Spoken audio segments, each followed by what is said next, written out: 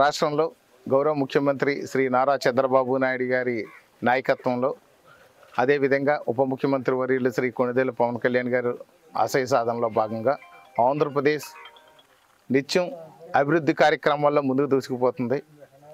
గత వైసీపీ ప్రభుత్వం హయాంలో గడిచిన 5 ఏళ్లలో కూడా విధ్వంస పాలనలో భాగంగా ఈ యొక్క సాగునీరు అందించడంలో కూడా విఫలమైనటువంటి పరిస్థితులు మనం చూసాం. అదేవిధంగా చూస్తే ఈ ఎత్తిపోతల పథకాల మరమ్మతులు కానీ రిపేర్లు కానీ కాలువల పూడుకలు కానీ తీయించకుండా రైతుల్ని అన్ని విధాలుగా నష్టపరిచి విధ్వంసం చేసినటువంటి పరిస్థితిని మనం చూసాం. అయితే ఇప్పుడు తాత్కాలిక మరమ్మతులు చేయాల్సినటువంటి అవసరం ఉంది. ఆర్థికంగా విధ్వంసం ఉండడం వల్ల ఆర్థిక పరిస్థితి ఆంధ్రప్రదేశ్లో అస్తవ్యస్తంగా మారిపోయినందువల్ల ఇప్పుడు ఏదైతే గౌరవ ముఖ్యమంత్రి శ్రీ నారా చంద్రబాబు నాయుడు గారి నాయకత్వంలో ఒక్కొక్కటి ట్రాక్ ఎక్కిస్తున్నారో అందులో భాగంగా త్వరలో ఎత్తిపోతల పథకాలకు కూడా పూర్తి స్థాయిలో ఇక్కడ మొత్తం మరమ్మతులు చేసి మోటార్లు రీప్లేస్ చేయాల్సిన రీప్లేస్ చేసి పైప్ లైన్లు కూడా రీప్లేస్ చేయాల్సిన దగ్గర రీప్లేస్ చేస్తూ కాలువలన్నీ పూర్తి స్థాయిలో ఈ యొక్క పూడికలు తీసి దానికి ఒక ఆర్సీసీతో కూడా అది కంప్లీట్గా కూడా రిటర్నింగ్ వాళ్ళలాగా ఏదైనా ఏర్పాటు చేసే ఆలోచనలో ఉంది ప్రభుత్వం.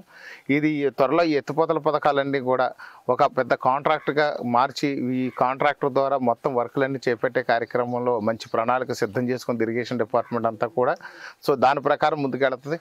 ఈలోగా రైతులకి సాగునీరుకి ఇబ్బంది లేకుండా ఉండడం కోసం ఈ యొక్క పూడికలన్నీ తీసే విధంగా రైతుల యొక్క కోరిక మేరకు ఇక్కడ కూటమి నాయక కోరిక మేరకు చాలా ఇబ్బందులు పడుతున్నారు రైతులు అని చెప్పేసి ఈ యొక్క ప్రభుత్వం దృష్టికి తీసుకెళ్ళాం. ప్రభుత్వం కూడా సానుకూలంగా స్పందించింది. కాకపోతే ఆర్థిక పరిస్థితి చాలా ఇబ్బందిగా ఉందనే విషయాన్ని తెలియజేశారు. అలాగే ఇరిగేషన్ శాఖ మంత్రివర్యుల్ని జిల్లా కలెక్టర్ ప్రశాంతి మేడం గారిని కూడా కలిసి ఈ యొక్క వినతిపత్రాలు ఇవ్వడం కూడా జరిగింది. ఎన్ని ఇచ్చినప్పటికీ కూడా ఆర్థికంగా ఇబ్బందులు ఉన్నాయి కాబట్టి తాత్కాలిక మరమ్మతులు చేస్తే బాగుంటుందని కూటమి నాయకులు అందరూ కలిసి ఒక ఏకదాటిగా మీదుగా ఒక మాట మీదకి వచ్చాం.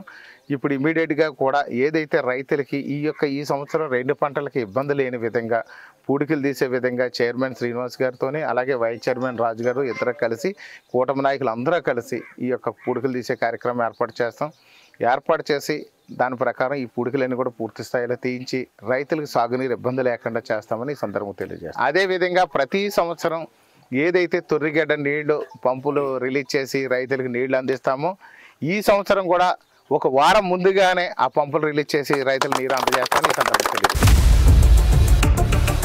ఇండియా పాకిస్తాన్ తాజా అప్డేట్స్ కోసం డౌన్లోడ్ చేసుకోండి RTV లైవ్ యాప్.